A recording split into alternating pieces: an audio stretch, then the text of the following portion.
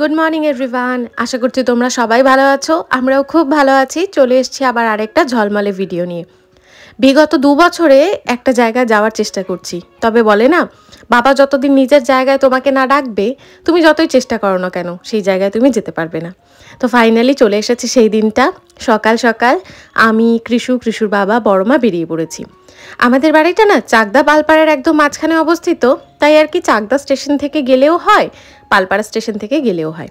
তাই আমরা পালপাড়া স্টেশনে চলে এসেছি। বাজছে এখন ঘড়ির কাঁটায় ওই 7:30 মতন। হালকা শীতের আমেজ তো আছেই, তার সাথে সাথে এই স্টেশনে আসার পরপরই দেখা মিলল শীতের মিঠেল রোদের। আশা করছি যাত্রাটা বেশ ভালোই হবে।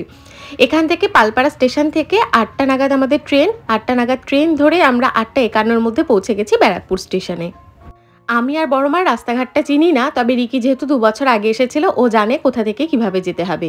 ব্যারাকপুর স্টেশন থেকে বেরিয়ে স্টেশন থেকে অটো ধরে আমরা চলে এসেছি শেওড়াফুলি ঘাটে। আসলে এটা শেওড়াফুলি ঘাট নয়, তবে সবাই ওখানে শেওড়াফুলি ঘাটটাই বলছিল। এটা কিন্তু শেওড়াফুলি ঘাট নয়। এবার এখান থেকে আমাদের গঙ্গা পার করে যেতে হবে শেওড়াফুলিতে। আমরা মোটামুটি অনেকটাই সকালে বেরিয়েছি, তাই কৃষু বাবা যে খুব ভারী খাবার খেয়ে বেরিয়েছে তা নয়। আসলে এই জার্নি করার আগে যদি ওকে একদম সকালবেলায় ভীষণ ভারী খাবার খাওয়াই, ওর না একটা বমি হওয়ার টেন্ডেন্সি চলে আসে, তাই আর কি খুব একটা ভারী খাবার খাইয়ে নিয়ে আসেনি। আর জলের বোতলটাও এবছর আনতে ভুলে গেছি, বাইরে থেকে একটা জলের বোতল কিনে নিলাম। কৃষুও জলটা খেয়ে নিয়েছে। আর এরপর আমরা চলে যাচ্ছি গঙ্গার ঘাটের দিকে। এই গঙ্গার ঘাটে আসার সাথে সাথে এত মনটা ভালো হয়ে যাচ্ছিল বলার মতন না। চারিদিকে গঙ্গা আর সুন্দর একটা হাওয়া দিচ্ছিল, ভীষণ ভালো লাগছিল। 3টে টিকিট কেটে নেওয়া হয়েছে। টিকিটের দামও দেখলাম ভীষণ নমিনাল, 7 টাকা করে পার হেড। তো 3টে টিকিট আমরা কেটে নিয়েছি। এবার যাচ্ছি আমরা বোটের দিকে। এই বোট করেই আমরা গঙ্গার এপার থেকে ওপার হয়ে যাব। তোমরা হয়তো অনেকেই জানো, আমার আবার এত গভীর জল দেখলেই মনের মধ্যে ভীষণ একটা ভয় তৈরি হয়। সেই ভয়টাকে জয় করার চেষ্টা করছি। জানি কোনো রকম অসুবিধা হবে না, ভোলেনাথ সাথে রয়েছে সবার সাথে, কিন্তু তাও এত গভীর জল দেখলে আমার কেন জানি না শ্বাস নিতে ভীষণ কষ্ট হয়। জলে একটা ফোবিয়া আছে আমার, বলতে পারো। তাই কি যে মনের জোর নিয়ে এগিয়ে চলেছি এই বোটটার দিকে, সেটা হয়তো আমি ভাষায় বলে বোঝাতে পারবো না। যাদের ধরো কোনো জিনিসে ফোবিয়া থাকে তারাই একমাত্র রিলেট করতে পারবে। আমার জলে ফোবিয়া, আর আমাদের কৃষু বাবা আবার জল দেখতে ভীষণ পছন্দ করে। তাই দেখো ভীষণ এক্সাইটেড হয়ে এদিক ওদিক টুকুর টুকুর তাকাচ্ছে, আমাদের নানান রকমের প্রশ্ন করছে। ওটা কি আসছে, আমরা কোথায় যাচ্ছি, এত লোক কেন যাচ্ছে, এই সমস্ত প্রশ্ন করতে করতে আমরা ফাইনালি পৌঁছে যাচ্ছি শেওড়াফুলি ঘাটের দিকে। দেখো দেখতেই দেখতে মোটামুটি 5-7 মিনিটের মধ্যেই আমরা শেওড়াফুলি ঘাটে কিন্তু পৌঁছে গেছি। চাকদা থেকে তারকেশ্বর আসাটা একটুখানি মুশকিল, রাস্তাটা একটু ঘোরানো বলতে পারো, তবে খুব একটা অসুবিধা হয় না। পালপাড়া স্টেশন থেকে ব্যারাকপুর থেকে অটো ধরে আমরা ঘাটে চলে এসেছি। আর ঘাটের থেকে বোট ধরে আমরা চলে এসেছি শেওড়াফুলি স্টেশনে। শেওড়াফুলি স্টেশন থেকে ট্রেন ধরে পৌঁছে যেতে হবে তারকেশ্বরে। শেওড়াফুলি স্টেশন থেকে ট্রেন ধরে তারকেশ্বর এসেছি। বাজে এখন ওই 11:30 মতন। আর কৃষুকে একটুখানি আমরা খাইয়ে দিচ্ছি, কারণ ও তো খুব একটা ভারী খাবার খেয়ে আসেনি। আমি, বড় মা আর রিকি মিলে 3জন মিলে পুজো দেবো, তাই আমরা এখন কিছু খাচ্ছি না। কৃষুকে খাইয়ে নিয়ে আমাদের পুজো দেওয়া হয়ে গেছে। ভালোভাবে পুজো দিতে পেরেছি, তবে অভিজ্ঞতা খুব একটা ভালো হয়নি। জানতাম না যে এরকম একটা অভিজ্ঞতা হতে পারে। এখানে বেশ কিছু মানুষের জন্য এখানে পরিবেশটা না খানিকটা নষ্ট হয়ে রয়েছে। যাই হোক, সেই তিক্ত অভিজ্ঞতার কথা না হয় পরে শেয়ার করব। পুজোটা দিতে পেরেছি, এটাই হচ্ছে ভাগ্যের ব্যাপার। কারণ একটা টাইমে আমরা ভেবেইছিলাম হয়তো পুজোটা দিতে পারবো না। কৃষুবাবু আশেপাশে অনেক খেলনার দোকান দেখে একটা খেলনা কেনার জন্য বায়নাই করছিল। বাচ্চা মানুষ তো খেলনা দেখলে আর নিজেকে কন্ট্রোল করতে পারে না। ওকে একটা খেলনা গাড়ি কিনে দিলাম, আর বড় মাও পুজোর জন্য কিছু সামগ্রী কিনে নিল। এবার আমরা বাইরের দিকে বেরিয়ে যাচ্ছি। আমরা কৃষুকে যেখানে ওই কচুরি খাওয়াচ্ছিলাম, ওই দোকান থেকে বেরোনোর পরপরই একটা লোক আমাদের বলে যে চলুন, আমাদের দোকানে আপনারা জুতো চপ্পল খুলে রাখবেন, সেখান থেকেই ঠাকুরের ডালা কিনে নেবেন, তো পুজো দিয়ে দিতে পারবেন। রিকি তখনই বলেছিল যে আমাদের জুতো চপ্পল খুলে কোনো দোকানে রাখার প্রয়োজন নেই, কিন্তু তা সত্ত্বেও ছেলেটা আমাদের বারবার ইনসিস্ট করে তাদের দোকানে যাওয়ার জন্য। আমরা রাজি না হওয়ার পরেও সে জবরদস্তি এক প্রকারে বলতে গেলে তাদের দোকানে নিয়ে যায়। তো আমরা ভাবি যখন ঠাকুরের ডালা কিনবো, ঠিক আছে এই দাদার দোকানে দোকান থেকে কিনে নিই। তো আমরা একটাই ঠাকুরের ডালা কিনেছিলাম, কিন্তু তাতে তারা সন্তুষ্ট হয় না। তারা আমাদের ইনসিস্ট করছিল আমরা যাতে 3 জন 3টে ঠাকুরের ডালা কিনি। আমরা যখন কিনতে না করে যে না আমরা 3টে ডালা কিনবো না, তারা রীতিমতন আমাদের সাথে ঝগড়াঝাটি শুরু করে দেয়। ইভেন আমাদের তাদের দোকান থেকে বের করে দেয়। তো অভিজ্ঞতা খুব একটা ভালো ছিল না। যাই হোক, তবে আমরা ঠাকুরের দর্শন করতে পেরেছি, এটাই হচ্ছে সবচেয়ে বড় ব্যাপার। তারপরেও তারা আমাদের এরকমভাবেও একটা কথা বলে, যেটা আমাদের ভীষণ খারাপ লেগেছে, যে 3 জন মিলে একটা ডালায় পুজো দেবেন, এরকমই খারাপ অবস্থা। তো এই জিনিসটা শুনে আমাদের খারাপ লেগেছে। আসলে আমাদের কাছে মনে হয়েছিল যে ঠাকুরের কাছে ভক্তিভরে পুজো দেওয়াটাই হলো আসল। যাক গিয়ে কে কী বললো তাতে কোনো কিছু যায় আসে না। তবে আমার কেন জানি না মনে হয়েছে এই পরিবেশটা ঠিক করার কিন্তু ভীষণ জরুরি রয়েছে। ভগবানের কাছে এসে কোনো ভক্ত যদি তিক্ত মন নিয়ে ফিরে যায়, তাতে কি ভগবান খুব একটা সন্তুষ্ট হয়? আমার তো মনে হয় না। যাক গিয়ে পুজো আমরা দিতে পেরেছি, ভগবানের দর্শন করতে পেরেছি, এটাই অনেক বড় ব্যাপার। তো এখন আমরা বাড়ি ফেরার জন্য রওনা দিয়ে দিয়েছি। আবার সেই বোটে উঠে পড়েছি।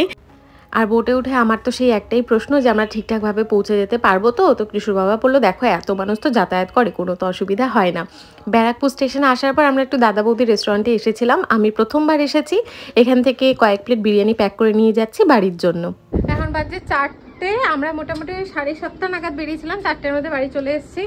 কৃষু বাড়িতে এসে ওর খিদে তৃষ্ণা কোনো রকম নেই, শুধু সারাদিন ঘুরতে দিলেই হবে। এই যে বাবা, এই যে বিরিয়ানিটা খেয়ে নাও তারপর। হ্যাঁ ঠিক আছে। কে খাবে? দাঁড়া এটা একটু টানো। হ্যাঁ এবার খুলে ফেলো। এগুলো হাইটেক টাইপের জুতো তো। হ্যাঁ এটা টানলেই হয়ে যাবে, ফিতেটা নেই বুঝেছো। মোজাটাও খুলিয়ে দাও গো।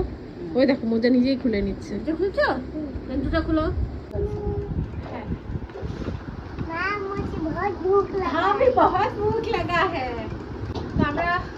আমি প্রথম দাদা বৌদির বিরিয়ানি খাচ্ছি, জানি না এক্সপিরিয়েন্স কিরকম হবে। সবাই বলে ভীষণ ভালো হয়। ওই দাদা বৌদির ওখান থেকে ঠেঙিয়ে নিয়ে এসেছি চাকদাতে, এখন খাওয়া হবে। 2টো মাটন নেওয়া হয়েছে আর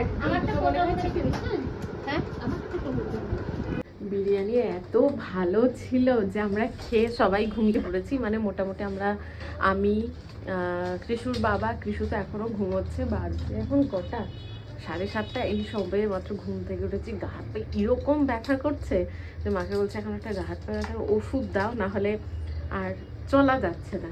একটু চা খাবো মুড়ি মাখা দিয়ে, তারপর গিয়ে সবটা ঠিকঠাক হবে। মুড়ি মাখা হবে। মায়ের ওষুধের কৌটোটা কি সুন্দর, কত ওষুধ বাবার। কৃষু তো একেবারে এখনও ঘুমিয়ে রয়েছে। আসলে এখানে আসার পর থেকে এত সকালে ওঠার অভ্যেসটাও চলে গেছে, আর রাত করেও ঘুমোচ্ছে খেলার নেশায়। তাই আর কি আজকে যখন অনেক সকালে উঠিয়েছি না, ও উঠতেই চাইছিল না। গা হাত পা হয়তো ওরও ম্যাজ করছে, তাই আমরা ওকে ঘুমোতে দিয়েছি এখনও, যে খানিকক্ষণ ঠিকঠাক ঘুমিয়ে নিলে শরীরটা অনেকটা রিল্যাক্স ফিল করবে। ওদিকে যে শুধু কৃষু এখনো অবধি ঘুমিয়ে রয়েছে তা কিন্তু নয়, এদিকে এসে দেখছি বড় মাও একেবারে অঘোরে ঘুমিয়ে রয়েছে।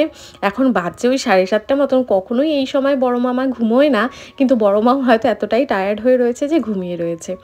এবার কৃষু ঘুমোচ্ছে, বড় মা ঘুমোচ্ছে, রিক্কি একটুখানি বেরোলো, মা বাবা ওখানে বসে রয়েছে। বাবা প্রেস করছে আর মা বসে রয়েছে। স্বাভাবিকভাবেই বাবা যখন কাজ করে মা পাশেই বসে থাকে, যাতে করে বাবা একা একা ফিল না করে। আমি একটু এই বাবার বাগান দিয়ে একটু হাঁটাচলা করছি।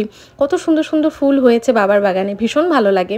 বাবা কাজ থেকে আসার পর সুন্দরভাবে বাগানের যত্ন নেয়, আবার সন্ধেবেলা থেকে প্রেসের কাজ করে, ভীষণ খাটনি করে।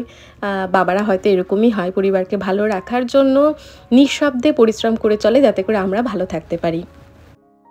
আর বাবার হয়তো জবা গাছের ওপর একটা অবসেশন রয়েছে। বাবার বাগানে অন্য কোনো গাছ পাও না পাও, প্রচুর জবা গাছ পেয়ে যাবে। নানান রকমের নানান কালারের জবা গাছ রয়েছে। এখানে আজকে যেরকম সাদা রঙের এই জবাটা ফুটেছে, কি ভালো লাগছে দেখতে বলো।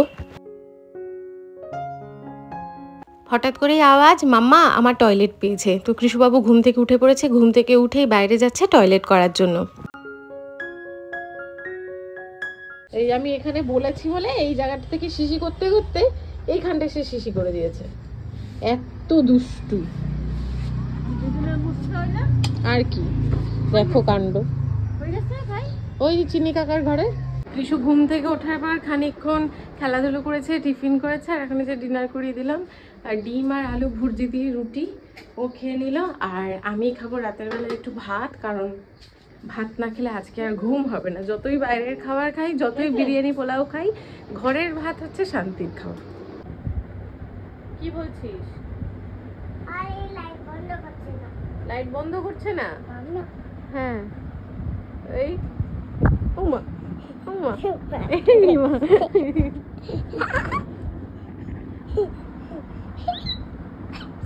কি খুশি। ওমা ওমা এই এখনই চাচা চাচি এখন আবার শুয়ে পড়েছে লজ্জায়। কি হয় তোমার বাবু? নাতি হয়? আরে মা মা করে কি চিৎকার। দাঁড়া বাবা কাজ করছে। বাবা কাজ করে